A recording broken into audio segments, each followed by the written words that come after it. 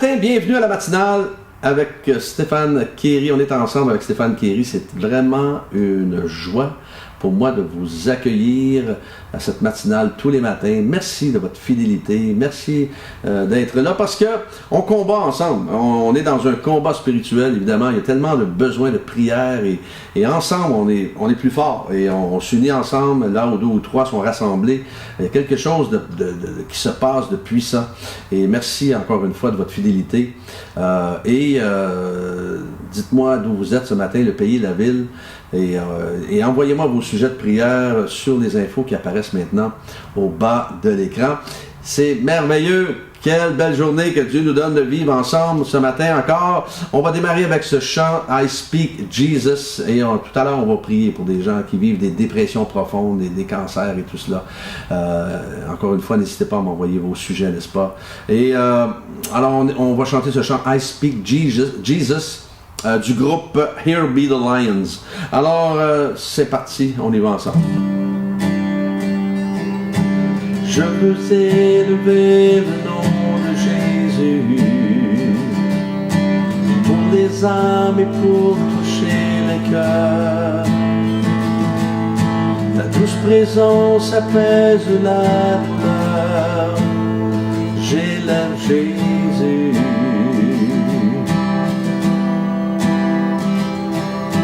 Je veux élever le nom de Jésus pour rendre libre tous les opprimés, pour apporter l'espoir et la liberté. J'élève Jésus. Ton nom est puissance, ton nom guérit, ton nom est vie. Les chaînes sont brisées, la nuit consumée brûle comme un feu. Je veux élever le nom de Jésus, pour libérer de l'angoisse et la peur, pour guérir les âmes de la douleur. J'élève Jésus. Ensemble. Ton nom est puissance, ton nom guérit, ton nom est vie. Les chaînes sont brisées, la nuit consumée brûle comme un feu. Chante Jésus sur les montagnes, et Jésus dans les rues, Jésus dans la noirceur contre tous mes ennemis. Jésus pour ma famille, j'élève le saint nom de Jésus. On déclarons-le ensemble. Chante Jésus sur les montagnes, et Jésus dans les rues, Jésus dans la noirceur contre tous mes ennemis. Jésus pour ma famille, j'élève le saint nom de Jésus. Une dernière fois, chante Jésus sur les montagnes, ensemble. Chante Jésus sur les montagnes, et Jésus dans les rues, Jésus dans la noirceur contre tous mes ennemis. Jésus pour ma famille, j'élève le saint nom de Jésus. Ensemble. Ton nom est puissance, ton nom guérit, ton nom est vie. Les chaînes sont brisées, la nuit consumée brûle comme un feu. Je veux élever le nom de Jésus pour les âmes et pour toucher les cœurs. Ta douce présence apaise la douleur. J'élève Jésus.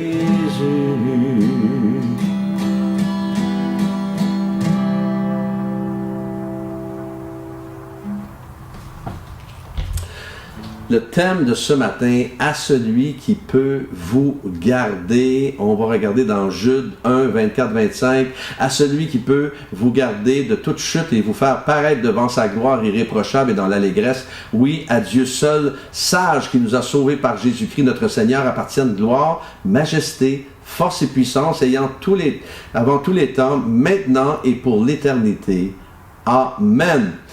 C'est qui Jude? C'est le frère de Jacques, c'est le serviteur de Jésus et il est le demi-frère de Jésus également. Alors ici, Jude appelle tous les saints ou tous les chrétiens au combat de la foi. Et il y a pasteur Stephen Billoker qui disait: lorsque Jésus nous présentera à son Père dans sa glorieuse présence, le Seigneur ne se lèvera pas pour nous applaudir en raison de nos grandes réalisations ou nos performances religieuses, comme j'ai déjà mentionné. Au lieu de cela, nous serons sur notre visage dans sa glorieuse présence, le remerciant pour la grande provision de salut par Jésus-Christ notre Seigneur. Et nous saurons que ce n'est pas par notre justice, notre propre justice, ce ne sera pas par nos grandes réalisations qui auront rendu cela possible, ce sera uniquement la grâce de Dieu. Alors soyons assurés que nous servons un Dieu qui est capable de tout faire. Il nous garde dans son amour et cela pour toujours. Jude nous encourage ce matin à nous garder les uns les autres dans l'amour de Dieu et nous devons être ces donneurs d'espoir, ces donneurs de miséricorde. Je ne sais pas si ça dit les donneuses, mais les donneurs pour être nous-mêmes ensuite, pour ensuite nous-mêmes devenir un receveur de sa miséricorde. Et il y a des personnes, malheureusement, lorsque je pense à cela, il y a des personnes qui vivent leur vie comme si Dieu leur devait quelque chose. C'est comme incroyable. Moi, je vois des gens qui, pourtant, on a parlé de Jésus et leur santé va très mal, ou même il y a des gens qui sont au bord de quitter ce monde pour l'éternité et ils ne savent même pas où ils vont et ils ne veulent rien savoir. C'est incroyable. Et comment je dirais ça? Il y a des gens qui croient faire une faveur à Dieu comme je vais l'accepter, puis ça peut faire plaisir à tout le monde. Non, faites pas ça. Ouvrez votre cœur à Dieu, ouvrez votre cœur et acceptez Jésus comme votre Seigneur et Sauveur personnel et vous allez voir des changements extraordinaires se passer et vous allez passer dans l'éternité avec lui. Et l'éternité, c'est long. Alors vous êtes mieux d'être avec lui que d'être ailleurs dans les ténèbres, je vous le garantis, et on ne souhaite pas ça à notre pire ennemi. Alors cette même attitude se retrouve souvent dans le monde du travail, alors que l'employé veut dicter quoi faire à l'employeur, et il y a trop de gens qui sont concernés pour leurs droits au lieu d'être concernés pour leurs responsabilités.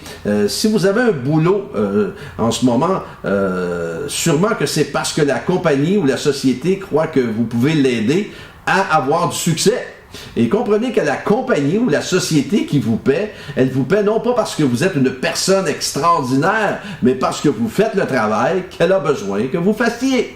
Alors évidemment, chaque employé doit être traité justement et l'employé doit travailler avec une attitude de service pour aider celle-ci à faire des profits. Alors, il est possible qu'au travail, parce que c'est quand même c'est l'employeur qui a investi son argent pour vous embaucher et vous faire travailler. Alors, je crois qu'il est tout à fait normal que nous travaillions à lui faire des profits. Alors, il est possible qu'au travail, ça ne se passe pas toujours comme vous le désirez. Alors, c'est pour ça qu'il y a des syndicats et encore une fois, il faut qu'il y ait une juste balance. Mais il est aussi possible que Dieu vous demande de prier pour vos patrons. Dieu vous demande de prier pour vos collègues de travail et peut-être prier afin que votre attitude change face à peut-être une situation inconfortable. Vous m'avez déjà entendu dire que nous sommes appelés à être des agents de changement. Et le changement, eh bien, ça doit commencer en nous. Saisissons Saisissons cette vérité que Jésus, à qui appartient la force, la puissance et la gloire, ne nous échappe pas du regard et il peut nous garder de toute chute et il peut changer les situations. Mais, justement dans 2 Corinthiens 2,15, mais respectez dans votre cœur la sainteté de Dieu, le Seigneur, soyez toujours prêts à défendre l'espérance qui est en vous devant tous ceux qui vous en demandent raison, et faites-le avec douceur et respect en gardant une bonne conscience, afin que là même où ils vous calomnient comme si vous faisiez le mal, ceux qui critiquent votre bonne conduite en Christ soient couverts de honte. J'ai dit 2 Corinthiens 2,15, c'est pas vrai, c'est 1 Pierre 3, 15 à 16, désolé, 1 Pierre 3, 15 à 16. Écoutez bien, là, ce matin, c'est personnel, je ne suis pas fan de chrétiens agresseurs, n'est-ce pas? Ceux qui agressent les gens sur la place publique il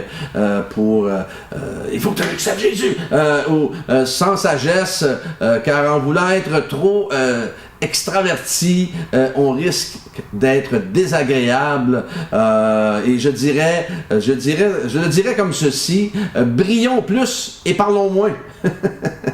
Brillons plus et parlons moins. Pourquoi? Parce que si nous brillons, les gens vont nous poser des questions sur l'espérance qui est en nous, et si nous les agressons, les gens vont vouloir se sauver de nous. Alors, usons de respect et de douceur, car celui qui peut nous garder peut aussi les sauver.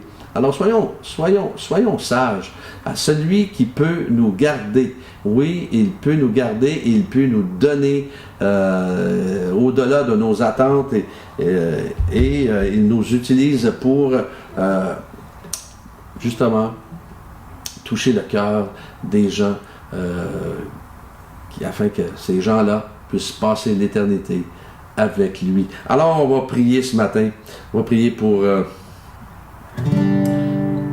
cet homme, notre frère Claudie, afin que Dieu le relève puissamment dans le nom de Jésus. Merci Seigneur Dieu de le relever. Merci de le guérir, Seigneur. Déploie la puissance de ta guérison maintenant dans son corps malade au nom de Jésus. Qu'il soit complètement relevé. De la tête aux pieds, dans le nom de Jésus. Merci pour Noël, qui a 66 ans, cette dame qui vit une dépression profonde. Tu la touches maintenant, tu la relèves par la puissance de ton Saint-Esprit. Déploie ta puissance de guérison dans son corps maintenant. Et Seigneur, que cette dépression la quitte à l'instant par la puissance de ton Saint-Esprit. Merci pour tous ceux et celles qui sont connectés en ce moment et qui vivent peut-être une dépression profonde et l'angoisse.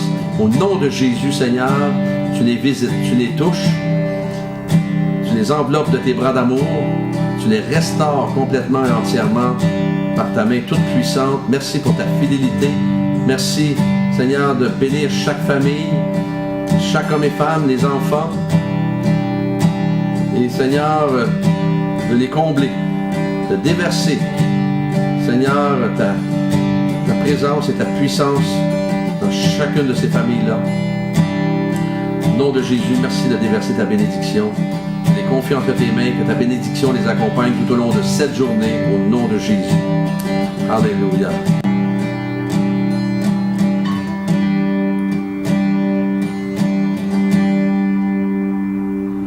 Je veux élever le nom de Jésus pour les âmes et pour toucher les cœurs. Ta douce présence apaise la douleur. J'élève Jésus. Dernière fois ça.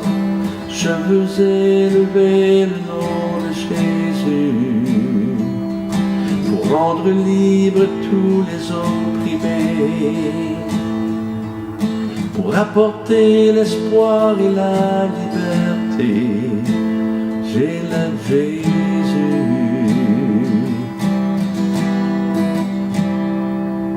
Soyez bénis en cette journée, que Dieu vous accompagne dans tout ce que vous avez à faire et Dieu voulant, demain matin, on est ensemble.